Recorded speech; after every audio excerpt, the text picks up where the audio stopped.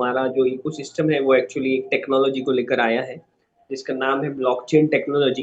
ये दुनिया की सबसे इमर्जिंग टेक्नोलॉजी है और उसके कुछ स्ट्रॉन्ग रीजंस है जिसके वजह से इसे वर्ल्ड या इंडिया अभी इसे एक्सेप्ट कर रहा है बहुत बड़े लेवल पे। सबसे पहली और इम्पोर्टेंट चीज़ है कि ब्लॉकचेन टेक्नोलॉजी सिक्योर होती है। दूसरा और सबसे इम्पोर्टेंट चीज़ कि हमें आज जो भी चीज़ें चाहिए है या हमारी नीड है वो सारी चीज़ें ट्रांसपेरेंट होनी चाहिए जो कि ब्लॉकचेन दे सकता है। And third and most important thing is कि हम एक ऐसी दुनिया चाहते हैं जो कि डिसेंट्रलाइज्ड हो, जिसमें कोई पावरफुल पर्सन, सेंट्रलाइज्ड अथॉरिटी कोई उसे कंट्रोल ना कर सके। तो ये जो तीनों इम्पोर्टेंट बातें हैं उसको ब्लॉकचेन टेक्नोलॉजी के थ्रू ही एक्सेप्ट किया जा सकता है, पा सकते हैं। और ट्रस्ट, ट्रांसपेरेंसी और ओनरशिप, ये भी तीन ऐसे वर्ड्स हैं जो कि ब्लॉकचेन टेक्नोलॉजी दे सकता है। तो ब्लॉकचेन इसीलिए बोला जाता है क्योंकि एक दूसरे से ये ब्लॉक कनेक्ट होते हैं और उसमें हमारा डाटा, हमारा एसेट, हमारी इंफॉर्मेशन स्टोर होती है। तो ये पूरी डिजिटल होती है। यहाँ पे शो हो रहा है कि हम लोग जैसे एक चेन होती है वो एक दूसरे से लिंक होती है, तो उस बीच में एक हैश जो होता है, ट्रांजैक्शन हैश जो होता है वो एक दूसरे को कनेक्ट किया जाता है टेक्निकली। और ये सारी चीजें ऑन चेन होती है जिसकी वजह से हर कोई देख सकता है।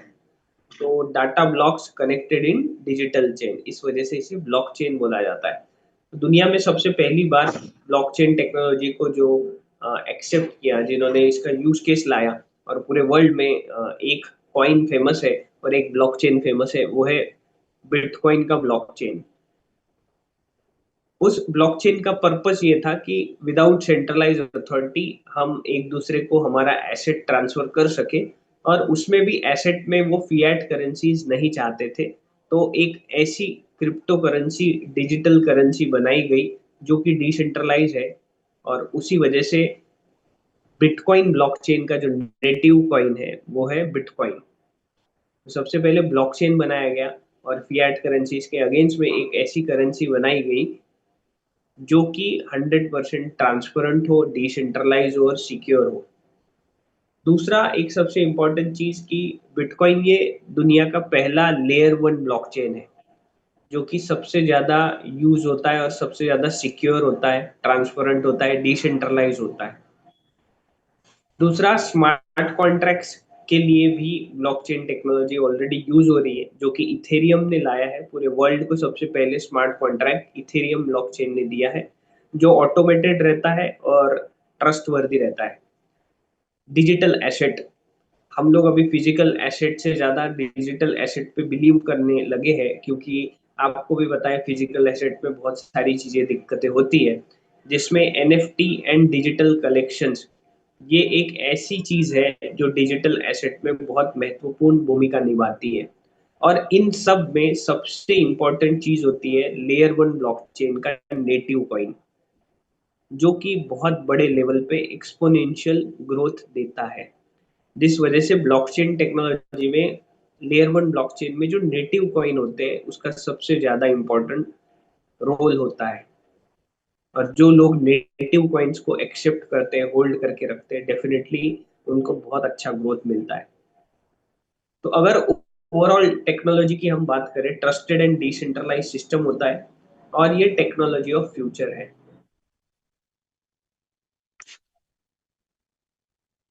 ये एक ऐसी पिक्चर है जो हर किसी किसी के लिए काम कर रहा है, कोई जॉब कर रहा है, कोई बिजनेस कर रहा है, कोई मेहनत कर रहे हैं। बट इस पिक्चर से हमें एक चीज समझनी है कि हम किस इकोसिस्टम में हैं और हम लोग जो अपॉर्चुनिटी ग्रैब करने वाले हैं उसमें कितना बड़ा रोल प्ले करने वाला है। तो ये जितनी भी आप करेंसीज दिख रहे हैं, ये फिएट करेंसीज है जो कि 1971 के बाद में अनलिमिटेड प्रिंटिंग होते रहती है, चाहे वो डॉलर्स हो, चाहे वो कोई भी पैसा हो। तो हमें ऐसी करेंसीज अभी होल्ड करनी है जो डिसेंट्रलाइज हो, लिमिटेड हो और वो डेमोक्रेसी के ऊपर ज्यादा, सबसे ज्यादा फोकस की गई हो। और उसका जो रेट है वो डेमोक्रेसी या लोग उस करेंसी का रेट डिसाइड करें। ये एक डिफरेंस हमको जानना है और ये डिफरेंस हमारे इकोसिस्टम में है। क्यों ये अपॉर्चुनिटी हमने और आपने ग्रैब करनी चाहिए, या भारत के पहले लेयर वन ब्लॉकचेन में, जैसे कि सर ने बताया कि हम भारत का पहला लेयर वन ब्लॉकचेन बना चुके हैं, उसमें आपको क्या मिलने वाला है? क्या ये अपॉर्चुनिटी आपके लाइफ में या फाइनेंशियल ग्रोथ में डिफरेंट रोल प्ले करने वाली है? उसके लिए आपको फिएट करेंसीज में और बिटकॉइन, जो कि डिजिटल गोल्ड माना जाता है, उसमें डिफरेंस समझना जरूरी है। फिएट करेंसीज, इसका जो रेट है या महंगाई जो है वो देखिए आप बढ़ते रहती है, क्योंकि अनलिमिटेड प्रिंटिंग होती है, no fix supply, control by centralise authority, depreciating asset. और हम कोई भी ऐसी चीज में इन्वेस्ट नहीं करना चाहेंगे जहां पे उसका डिप्रिशिएशन हो, हमेशा एप्रिसिएशन ही हमें चाहिए।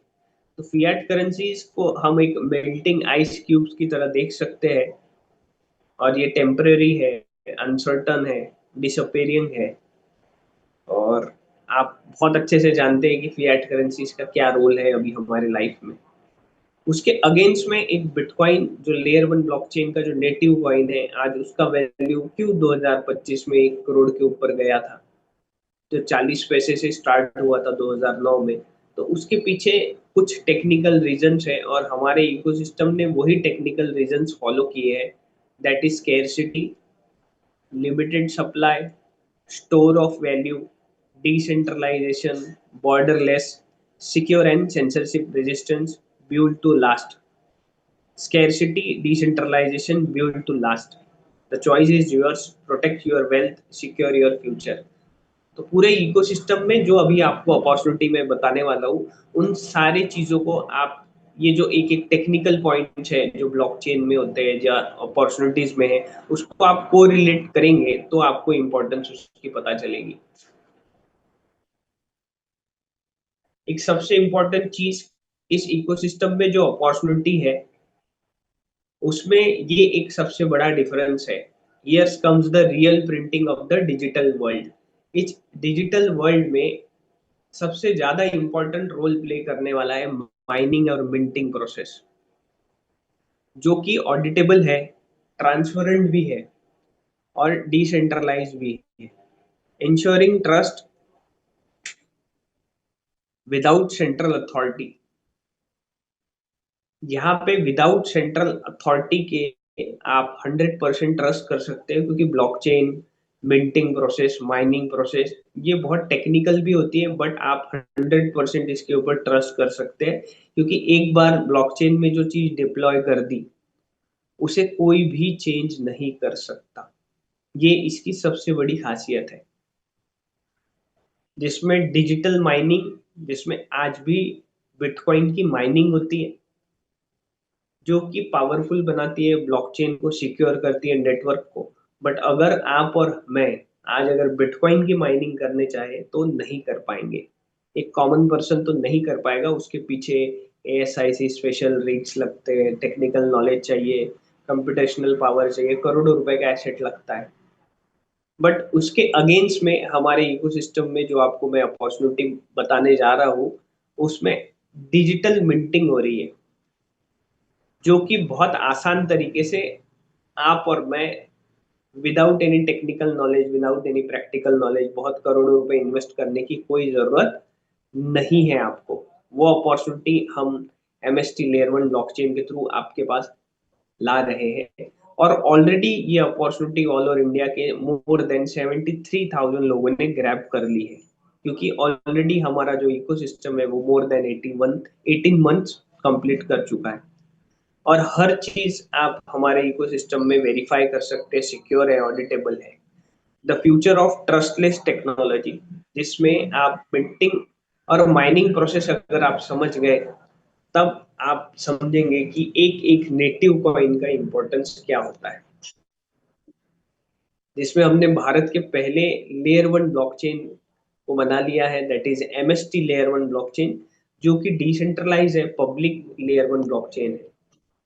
अब सबसे इम्पोर्टेंट अपॉर्चुनिटी आपके लिए, मेरे लिए, सबके लिए, ऑलरेडी हम लोग इस इकोसिस्टम में पार्टिसिपेट कर चुके हैं, बट ये लिमिटेड है। बट जब तक है तब तक हम लोग और भी पार्टिसिपेशन कर सकते हैं। तो पूरे ब्लॉकचेन में जो भी ट्रांजैक्शंस होते हैं वो नोड्स के थ्रू ही होते हैं, जिसे नोड वैलिडेटर बोला जाता है। और आपके पास ये एक वंडरफुल अपॉर्चुनिटी है जो कि ओपन सोर्स ओपनली इस जूम मीटिंग्स के थ्रू, फिजिकल मीटिंग्स के थ्रू हम बता रहे हैं। बिटकॉइन में ये अपॉर्चुनिटी हिडन रखी गई थी, कुछ ही सीक्रेट लोगों को माइनर्स बनाया गया। और एज कंपेयर टू अदर, अगर मैं बात करूं तो सबसे ज्यादा बिटकॉइन या नेटिव कॉइन्स अगर किसी के पास है तो वो माइनर्स के पास में है। क्योंकि ब्लॉकचेन में जितने भी ट्रांजेक्शन्स होते हैं बिटकॉइन के, हर ट्रांजेक्शन्स पे माइनर्स को, जैसे वो ब्लॉक वेरीफाइड करते हैं, उन्हें नेटिव कॉइन दिया जाता है। वो माइनिंग प्रोसेस है। बट यहाँ पर एमएसटी लेयर वन ब्लॉकचेन में 21 नोड्स है। ये लिमिटेड है, जिसमें अगर हम कैलकुलेशंस की बात करें, मैथ्स की बात करें, पंपिंग डंपिंग की बात करें, सेंट्रलाइज डिसेंट्रलाइज की बात करें, तो तीन जो नोट्स है वो स्टेकिंग में रखे हुए हैं, stability protocol upgrade score governance के लिए। किसके पास? Master Stroke Technosoft private limited company के पास। इसमें और बहुत सारी डेवलपमेंट टेक्निकल चीजें होती है, क्योंकि ब्लॉकचेन में विदाउट नेटिव कॉइन कोई भी चीज हम कर नहीं सकते, ना कि कोई ट्रांजेक्शन होता है। और बचे हुए जो 18 नोट्स है वो पब्लिक के लिए डिसेंट्रलाइज तरीके तरीके से इसमें हम लोग अपॉर्चुनिटी दे रहे हैं, जिसमें ये लिमिटेड अपॉर्चुनिटी है। एक नोड को 70,000 फ्रैक्शंस में डिवाइड किया गया ताकि एक कॉमन पर्सन भी इस अपॉर्चुनिटी को ग्रैब कर सके। और सबसे ज्यादा इंपॉर्टेंट चीज मुझे जो लगता है कि ये सबसे ज्यादा डिस्ट्रीब्यूटेड पावर रहेगा, क्योंकि किसी एक के पास में ज्यादा फ्रैक्शंस रहेंगे तो कहीं ना कहीं कंट्रोल हो सकता था। इसी वजह से एक नोड को 70,000 फ्रैक्शंस में डिवाइड किया, ताकि एक एक भी कोई फ्रैक्शन लेता है तो ये जो पावर है ये डिस्ट्रीब्यूटेड रहेगी और डिसेंट्रलाइजेशन को फॉलो करेगी। तो टोटल सिर्फ और सिर्फ 12,60,000 ही फ्रैक्शंस है। यही वो गोल्डन लिमिटेड अपॉर्चुनिटी है, जो लोग ग्रैब करेंगे उन्हें आने वाले कई पीढ़ियों तक इनकम मिलने वाली है। और ये ब्लॉकचेन की खासियत होती है। अब इतने बड़े बड़े मैं वर्ड्स यूज कर रहा हूँ कि पीढ़ियों तक ये अपॉर्चुनिटी आपको कुछ ना कुछ देने वाली है, तो उसके पीछे टेक्निकल प्रैक्टिकल स्ट्रॉन्ग रीजंस है, जो कि आप चैट जीटीपी, गूगल्स या आपके ब्लॉकचेन एक्सपर्ट्स या ब्लॉकचेन जो जानता है उनसे आप पूछ सकते हो। तो ऐसा क्या खास है इसमें? और ये 12,60,000 फ्रैक्शंस जो बाय करेंगे, मिनिमम इसमें क्राइटेरिया 1 फ्रैक्शन का है, मैक्सिमम आपको जितना समझ में आता है आप कर सकते हैं। इसमें मैं या कंपनी आपको कोई फोर्सिंग नहीं कर रहे हैं। आपको समझ में आता है, जिन्होंने आपको रेफर किया है, जो भी नए लोग आए हैं, आप डेफिनेटली इसके ऊपर अपने लेवल पे सर्च रिसर्च करिए। मिनिमम आप 1 फ्रैक्शन लेकर भी एंट्री कर सकते हैं। तो यहाँ पे खासियत ये होती है, जो नोड वैलिडेटर्स बनते हैं उन्हें हमेशा नेटिव कॉइन्स मिलते रहते हैं। बट उसके लिए क्या कंप्यूटेशनल पावर लगेगा, टेक्निकल नॉलेज लगेगा, फिर नोट्स रन करने पड़ेंगे क्या, हर बार आईडी ओपन करके देखनी पड़ेगी, आपको किसी को ज्वाइन कराना पड़ेगा, ऐसी कोई भी चीज नहीं है। ये सबसे बड़ा डिफरेंस है as compare to other layer one blockchain. यहाँ पर सिर्फ गवर्नमेंट रूल्स एंड रेगुलेशंस के थ्रू आपको केवाईसी करनी है। आपको ऑनलाइन पेमेंट, जो भी फ्रैक्शन का है, 1 फ्रैक्शन का रेट है, वो आपको ऑनलाइन पेड करना है।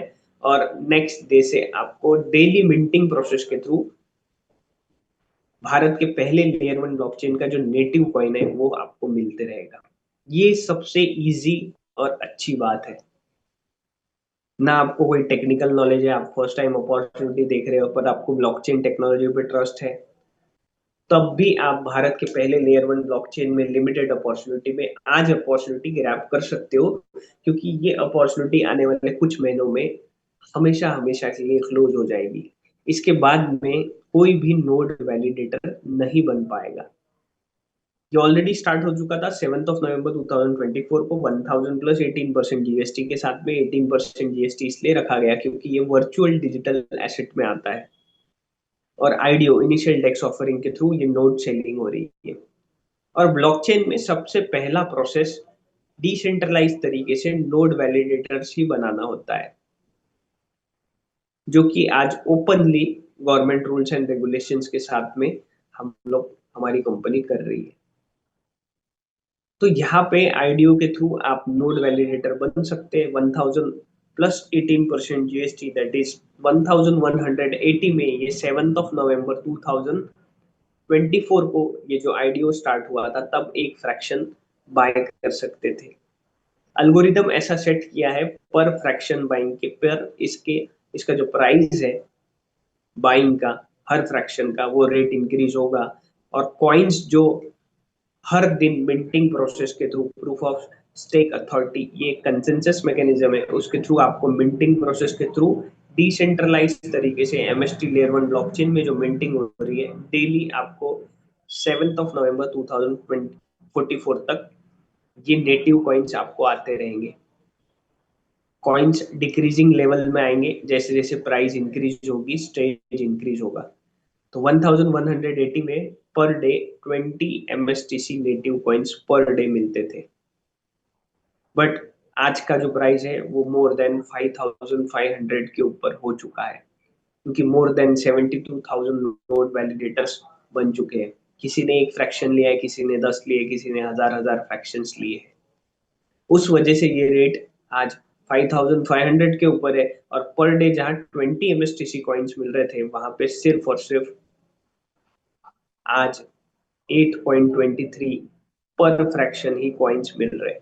और यही सेकेंड स्टेज में 11,000 प्लस 18% जीएसटी से ये एक फ्रैक्शन मिलेगा, कॉइन डिक्रीजिंग लेवल में आएंगे। और लास्ट स्टेज में यही फ्रैक्शंस 20,000 प्लस 18% जीएसटी का एक फ्रैक्शन मिलेगा और कॉइन आएंगे सिर्फ 3.92।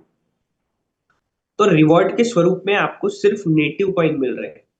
और ये नेटिव कॉइन ही पूरे ब्लॉकचेन इकोसिस्टम में सबसे बड़ा रोल प्ले करता है, क्योंकि उस ब्लॉकचेन में, लेयर 1 ब्लॉकचेन में, विदाउट नेटिव कॉइन कोई भी ब्लॉकचेन में ट्रांजैक्शन नहीं होते।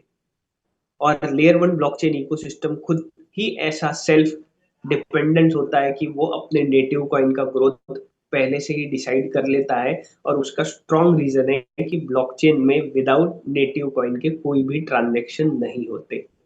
इस वजह से इसकी डिमांड हर वक्त इंक्रीज होती है। और यही नेटिव कॉइन सिर्फ और सिर्फ नोड वैलिडेटर्स को ही हर दिन मिलते हैं। जैसे ही ये 12,60,000 फ्रैक्शन सोल्ड आउट हो गए, किसी को भी डेली मिंटिंग प्रोसेस के थ्रू इन नोड वैलिडेटर्स के सिवा नेटिव कॉइन नहीं मिलेंगे।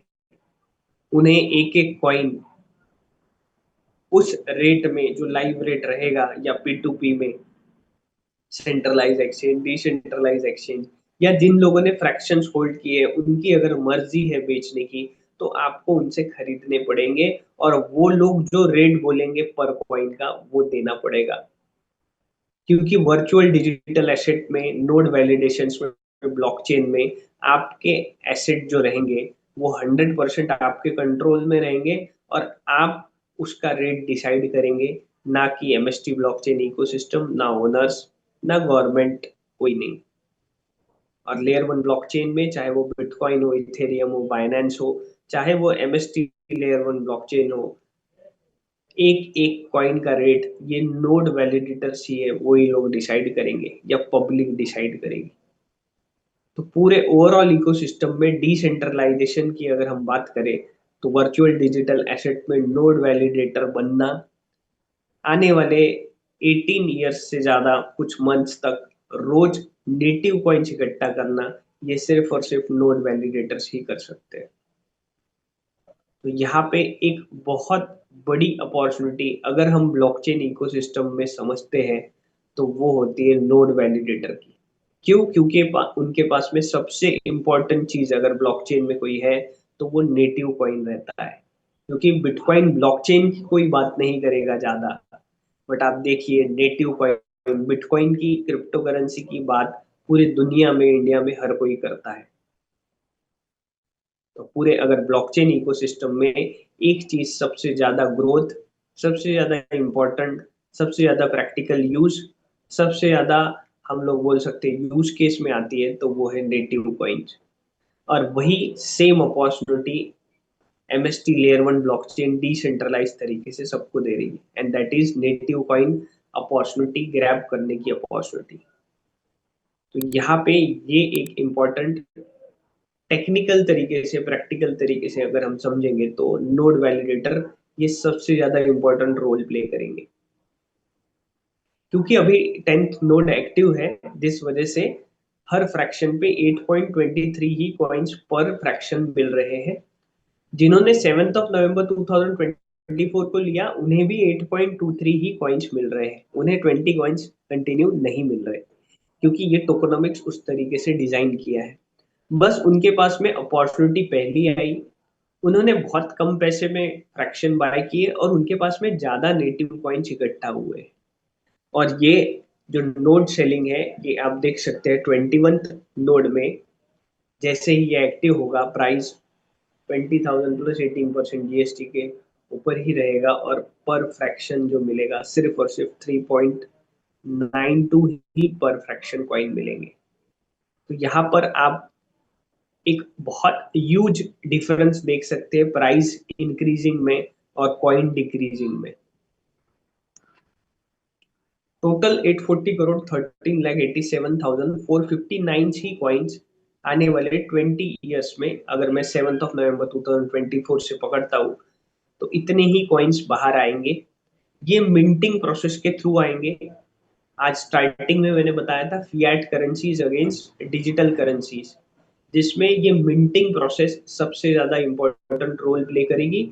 ये सब ऑडिटेबल रहेगी, ट्रांसपेरेंट रहेगी, और ये जितने भी कॉइन्स है ये किसी गवर्नमेंट के पास, MST इकोसिस्टम्स के ओनर के पास, किसी के पास नहीं रहेंगे। ये सिर्फ और सिर्फ हमारे और आपके पास रहेंगे जो नोड वैलिडेटर्स है। मतलब यहाँ पे पूरा ट्रांसपेरेंट तरीके से यहाँ पे मिंटिंग प्रोसेस की जा रही है, और इस वजह से ट्रस्ट, ट्रांसपेरेंसी और ओनरशिप के ऊपर सबसे ज्यादा फोकस किया गया। ब्लॉकचेन में, MST इकोसिस्टम में एक एक कॉइन का हिसाब है। क्या हमारे पास ऑडिटेबल है USDT या डॉलर? नहीं। और दुनिया की कोई भी करेंसीज को हम ऑडिट कर सकते हैं? बिल्कुल नहीं।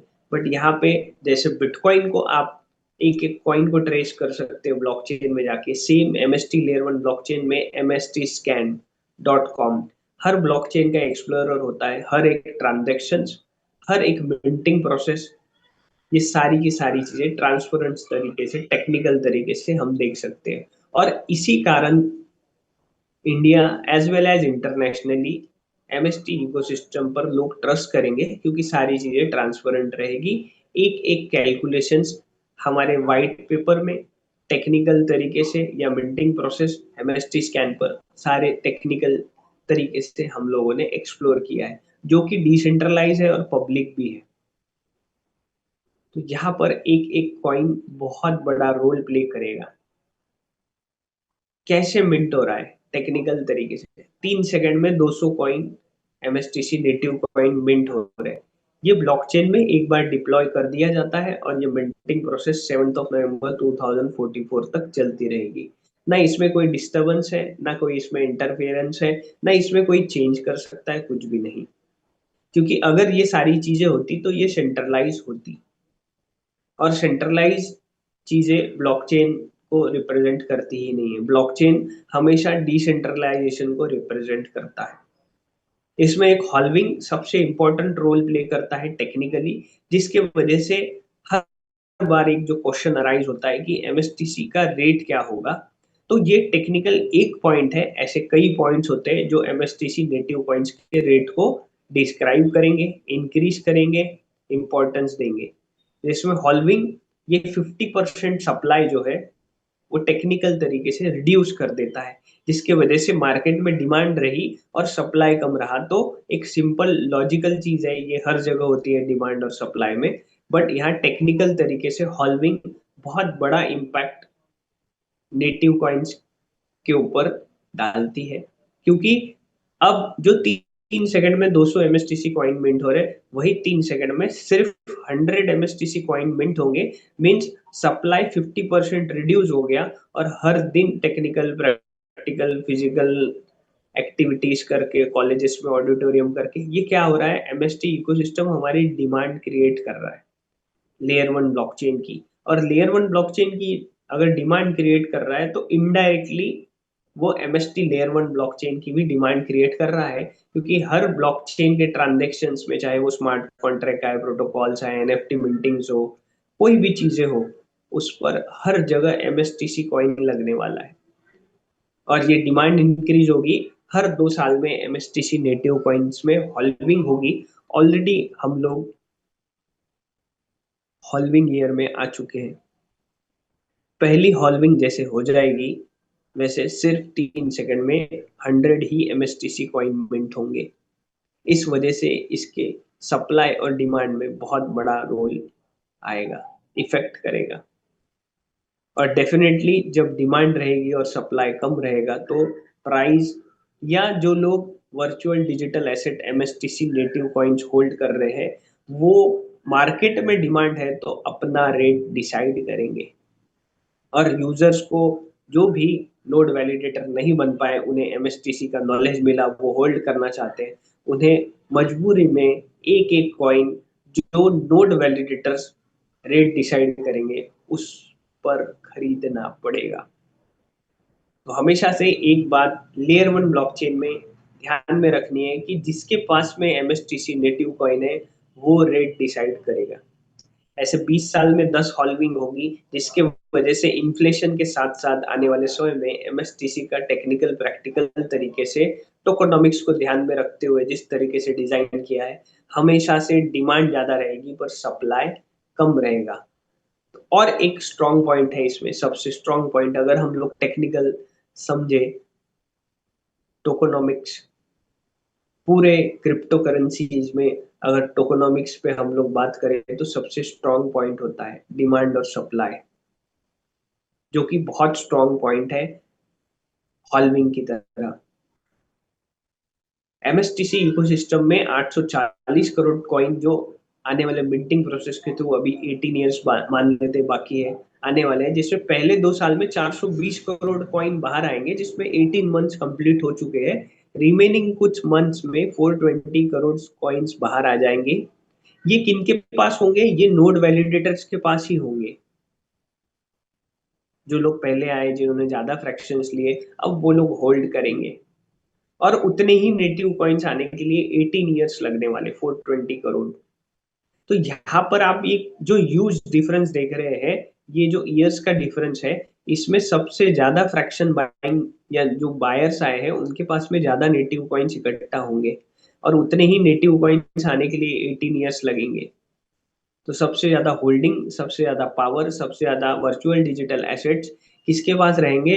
जो नोड वैलिडेटर बन चुके हैं या अभी कुछ महीनों में बनने वाले हैं, क्योंकि वही वो लोग रहेंगे जिनके पास में ज्यादा नेटिव कॉइन्स इकट्ठा होंगे। और मान लेते हैं कि कुछ लोग अगर 2-5 साल के लिए इसे बेचना ही नहीं चाहते, तो अब आप सोचेंगे कि कितनी बड़ी डिमांड क्रिएट होगी और सप्लाई नहीं रहेगा, तो एक एक कॉइन का रेट पी टू पी में, डिसेंट्रलाइज एक्सचेंज, सेंट्रलाइज एक्सचेंज में कौन डिसाइड करेगा?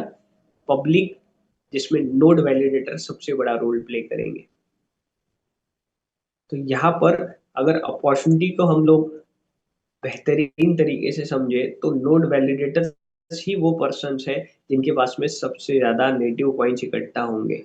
और रही बात उस कॉइन्स के रेट बढ़ने की, तो ब्लॉकचेन में जो भी सारी प्रोसेसेस हुई, चाहे वो बिटकॉइन में हुई, इथेरियम में, सोलोना में हुई, बीएनबी में हुई, वहां पर जो प्रोजेक्ट्स आए, स्मार्ट कॉन्ट्रैक्ट्स आए, ये सारी चीजें जो प्रोसेस है जो लेयर वन ब्लॉकचेन में होती है, सेम वैसे ही एमएसटी लेयर वन ब्लॉकचेन में होगी।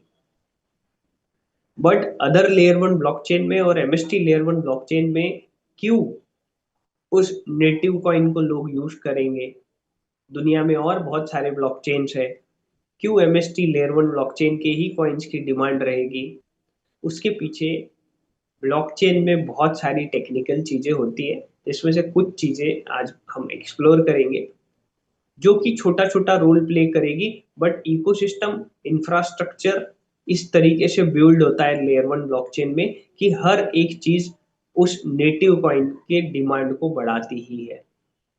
तो यहाँ पर पूरे इकोसिस्टम की अगर मैं बात करूँ, तो यहाँ पर नोड वैलिडेटर की जो अपॉर्चुनिटी है और एक एक कॉइन का जो इम्पोर्टेंस है, वो कुछ लेयर वन ब्लॉकचेन्स में जैसे बिटकॉइन में पहले 2 साल तो कोई एक्सचेंज में भी नहीं था, और पहली बार टेक्नोलॉजी आई तो फेक फ्रॉड समझा गया। बट आज एक एक नेटिव कॉइन एक कॉमन पर्सन सिर्फ सोच सकता है, ले नहीं सकता।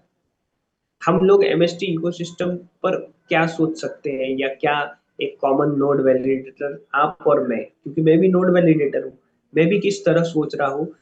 तो प्रैक्टिकल टेक्निकल तरीके से कुछ स्ट्रॉन्ग पॉइंट को हम लोग डिस्कस करेंगे, जिसके ऊपर आप खुद डिसाइड कर पाएंगे कि आपको होल्ड करना है, आपको सोल्ड आउट करना है, या इस नेटिव कॉइन का रेट किस तरीके से जा सकता है। क्योंकि हम सब नोड वैलिडेटर से, हमने सबने इन्वेस्ट किया है, और इम्पोर्टेंस तो नोड वैलिडेटर की है ही।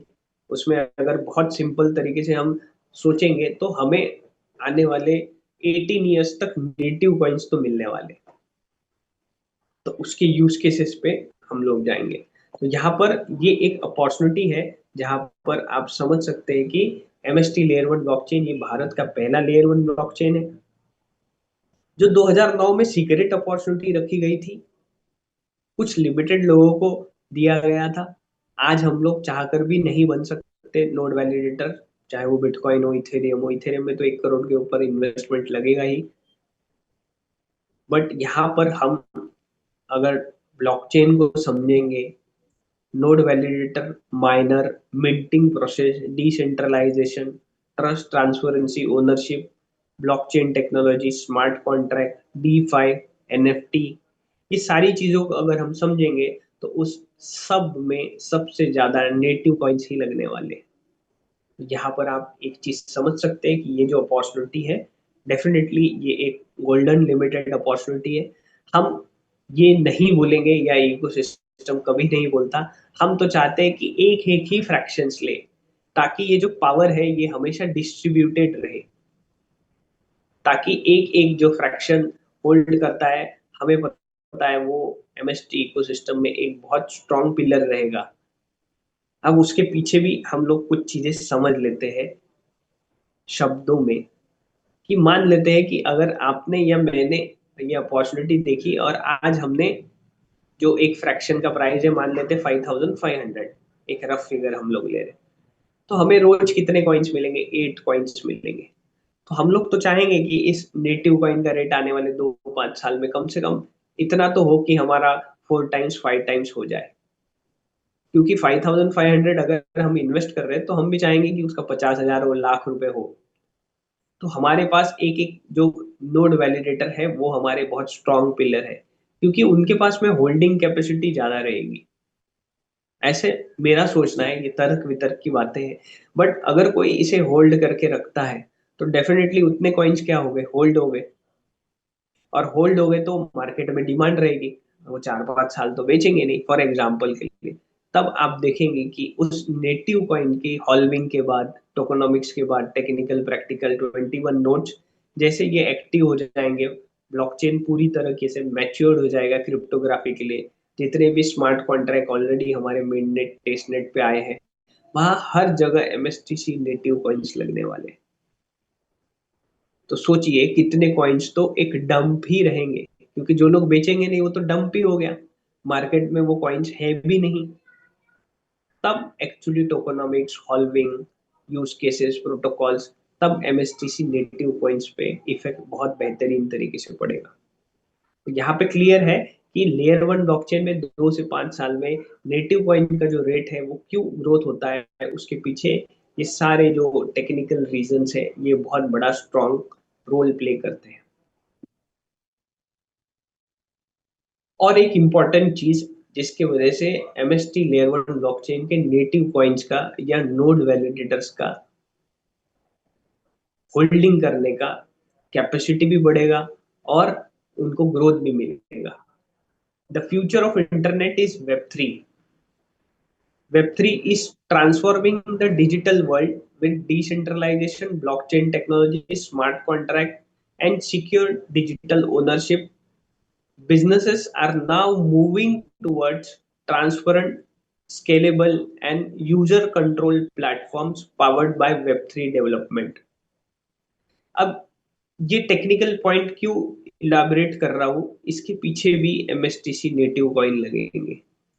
क्योंकि ब्लॉकचेन में प्रोटोकॉल ही है, कोई भी चीज आए या फ्यूचर अगर वेब 3 है तो इसमें डिसेंट्रलाइजेशन, ब्लॉकचेन टेक्नोलॉजी या छोटे छोटे बिजनेसेस भी एमएसटी लेयर 1 ब्लॉकचेन पर आते हैं, स्मार्ट कॉन्ट्रैक्ट बनते हैं, तो हर जगह क्या लगने वाला है? All of this project need MSTC coins. MST blockchain ने सरल प्रोटोकॉल बनाया है। सरल प्रोटोकॉल बनाने का एक स्ट्रॉन्ग रीजन है, क्योंकि 2022 में जब ये ड्राफ्टिंग हो रही थी या हम लोग भारत के पहले लेयर 1 ब्लॉकचेन की बात कर रहे हैं, तो भारत में बहुत सारे ऐसे लोग हैं जिनको तो ब्लॉकचेन का भी नहीं पता है। बट उन्हें जब इम्पोर्टेंस पता चलेगी और वो अगर हैशल फ्री नहीं रहा, मतलब बहुत हेक्टिक रहा और बहुत डिफिकल्ट रहा, तो वो यूज नहीं करेंगे। इस वजह से एमएसटी इकोसिस्टम ने एक सरल प्रोटोकॉल डिजाइन किया है जिसमें एक नॉर्मल पर्सन भी एमएसटी लेयर 1 ब्लॉकचेन को बहुत इजीली यूज कर पाएगा। और धीरे धीरे जैसे ये यूज केस बढ़ेंगे, प्रोटोकॉल्स आएंगे, स्मार्ट कॉन्ट्रैक्ट बिजनेसेस आएंगे, सप्लाई चेन मैनेजमेंट है, बहुत सारी चीजें हैं, इस सब में क्या लगेगा? एमएसटीसी नेटिव कॉइन लगेगा। और अगर वेब 3 की अगर हम बात करें तो smart contract development, NFT marketplace development, crypto wallet integration, decentralise platform development, जो आने वाला फ्यूचर है, वहां सेंट्रलाइज फाइनेंस खत्म होने वाले हैं। डिसेंट्रलाइज फाइनेंस, इतना बड़ा रिवॉल्यूशन ऑलरेडी फाइनेंशियल सेक्टर में आ चुका है। धीरे धीरे लोग इससे अवेयर होंगे, पता चलेगा कि डीफाई आ चुका है, तो फिर प्राइवेट फाइनेंस की जरूरत ही नहीं रहेगी। Blockchain application development, web 3 game development, DAO decentralize autonomous organization development solutions, जिसमें MST layer 1 blockchain already DAO live है। आप सिर्फ और सिर्फ 200 एमएसटीसी डाओ प्रोटोकॉल में डालकर हमारे इकोसिस्टम में एमएसटी लेयर 1 ब्लॉकचेन में वोटिंग कर सकते हैं। From startups to enterprises, Web 3 is opening new opportunity in finance, gaming, real estate, healthcare and digital commerce. तो इन सब में क्या भारत भी आने वाला है? डेफिनेटली हम भारत के हैं तो सारी चीजें भारत में भी आएगी, क्योंकि पूरे दुनिया में अगर ब्लॉकचेन यूज हो रहा है, वेब 3 यूज हो रहा है, तो धीरे धीरे जिस तरीके से गवर्नमेंट अडॉप्शन कर रही है, हमारी जेनजेट blockchain, gaming, finance, real estate, web 3, इसमें सारे लोग आने वाले हैं। तो यहाँ पर धीरे धीरे कर कर प्रोटोकॉल्स यूज केस अगर एमएसटी लेयर 1 ब्लॉकचेन में आने वाले समय में प्राइवेट या गवर्नमेंट कोई भी आ सकते हैं, क्योंकि हम लोग मेननेट और टेस्टनेट ऑलरेडी लाइव है। तो धीरे धीरे अगर इस पे प्रोजेक्ट्स आने लगे तो हर जगह, चाहे वो वेब 3 हो, फाइनेंस हो, गेमिंग हो, रियल एस्टेट हो, हेल्थ केयर हो, डिजिटल कॉमर्स हो, हर जगह एमएसटीसी नेटिव कॉइन्स लगने वाले। तो looking to build a powerful Web3 platform, now is the perfect time to enter the decentralized future। क्योंकि ये टेक्नोलॉजी जिसको पता चल गई, वो सेंट्रलाइज टेक्नोलॉजी पे भरोसा या उस पर फिएट करेंसीज पे ज्यादा ट्रस्ट नहीं करता, क्योंकि आने वाला समय पूरा डिसेंट्रलाइज है। आप माने या ना माने, हम माने या ना माने, क्योंकि अभी जो जेनजेड जनरेशन है वो लोग बहुत प्रैक्टिकल है।